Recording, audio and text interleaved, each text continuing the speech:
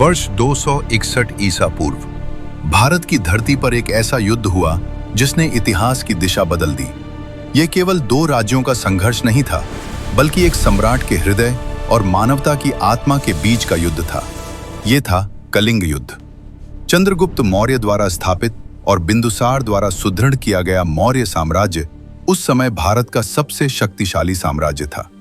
विशाल सेना, सुदृढ़ प्रशासन और दूरदर्शी नीतियों के कारण यह साम्राज्य उत्तर से दक्षिण और पश्चिम से पूर्व तक फैल चुका था।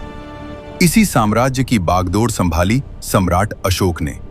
वे पराक्रमी थे, महत्वाकांक्षी थे और एक शक्तिशाली शासक के रूप में अपनी पहचान स्थापित करना चाहते थे।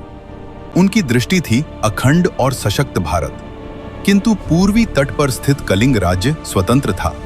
आज के ओडिशा क्षेत्र में स्थित यह राज्य समुद्री व्यापार का प्रमुख केंद्र था। समृद्धि, आत्मसम्मान और सैन्य शक्ति के कारण कलिंग किसी भी बड़े साम्राज्य के सामने झुकने को तैयार नहीं था। मौर्य साम्राज्य के विस्तार में वह एक महत्वपूर्ण बाधा था। अशोक के लिए कलिंग केवल एक भूभाग नहीं, बल्कि सामरिक शक्ति, प्रतिष्ठा और नियंत्रण का प्रश्न बन चुका था। अंततः युद्ध का निर्णय लिया गया। वर्ष 261 ईसा पूर्व में मौर्य सेना और कलिंग की सेना आमने सामने खड़ी थी।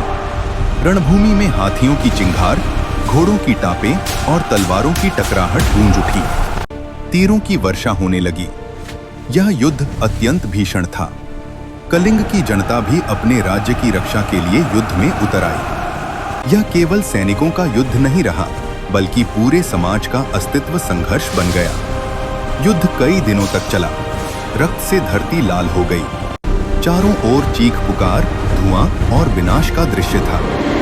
ऐतिहासिक स्रोतों के अनुसार लगभग 1 लाख लोग मारे गए, 1.5 लाख लोग बंदी बनाए गए और असंख्य लोग घायल हुए।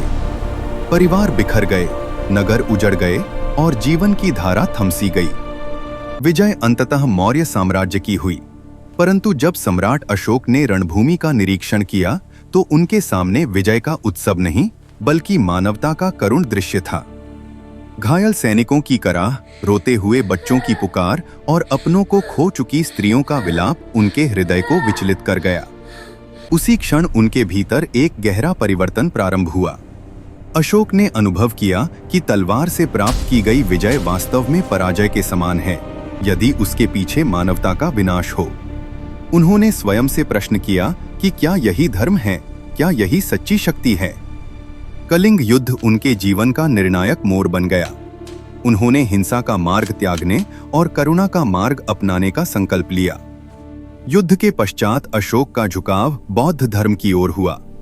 उन्होंने धम्म की नीति को अपनाया, जिसका मूल आधार था अहिंसा, सहिष्णुता, करुणा और नैतिक आचरण।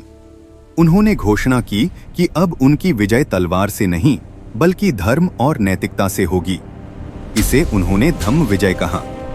अशोक ने अपने विचारों और नीतियों को जनता तक पहुंचाने के लिए शिलालेखों और स्तंभों का सहारा लिया। इन शिलालेखों में उन्होंने प्रजा के कल्याण, सभी धर्मों के सम्मान और नैतिक जीवन के महत्व पर बल दिया। विशेष रूप से 13वें शिलालेख में उन्होंने कलिंग विजय के बाद हुए पश्चाताप का उल्लेख किया।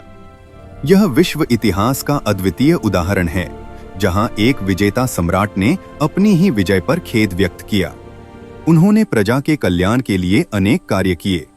सड़कों के किनारे वृक्ष लगवाए गए, कुएं खुदवाए गए, विश्राम गृह बनाए गए और मनुष्यों तथा पशुओं के लिए चिकित्सालय स्थापित किए गए।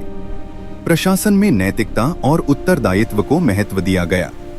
उनका शासन केवल राजनीतिक नियंत्रण तक सीमित नहीं रहा, बल्कि सामाजिक और नैतिक उत्थान का माध्यम बन गया। कलिंग युद्ध ने अशोक को चंडाशोक से धर्माशोक बना दिया। यह युद्ध भारतीय इतिहास का एक महत्वपूर्ण मोड़ है। इससे न केवल मौर्य साम्राज्य की नीतियों में परिवर्तन आया, बल्कि भारतीय उपमहाद्वीप में बौद्ध धर्म के प्रसार को भी नई दिशा मिली।